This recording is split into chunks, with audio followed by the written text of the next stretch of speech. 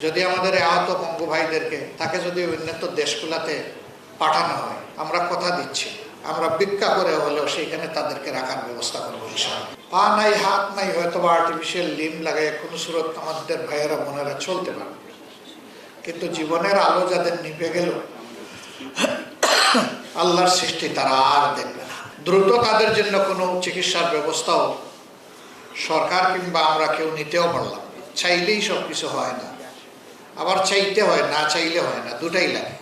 আমরা সরকারকে তখন বলেছিলাম যারা শহীদ হয়েছেন তাদের আপনজন তো একটা শান্তি পেয়ে যাবে এক সময়, কিন্তু যারা আহত হয়েছে তাদের দিকে নজর দেন অগ্রাধিকারের ভিত্তিতে।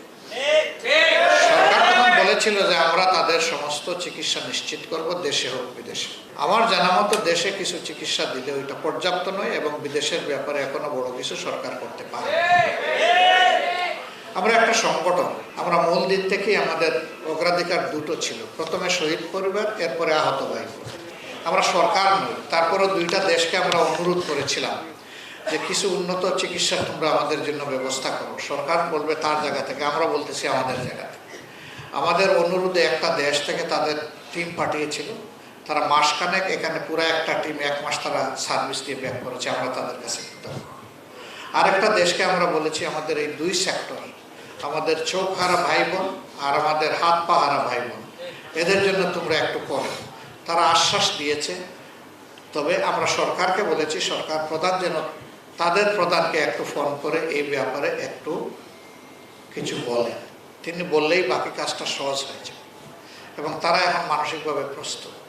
কিন্তু রাষ্ট্রের একটা নিয়মকানুন আছে, এটা রাষ্ট্রকেই করতে হবে।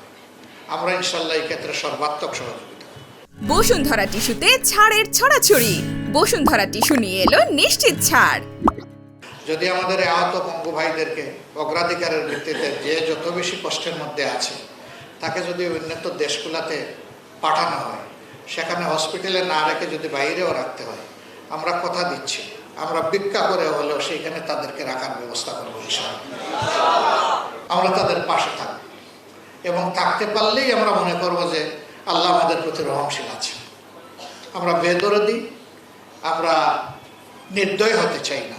আল্লাহ যেন আমাদের অন্তরটাকে মানুষের প্রতি ভালোবাসা দিয়ে পরিপূর্ণ করে দেন।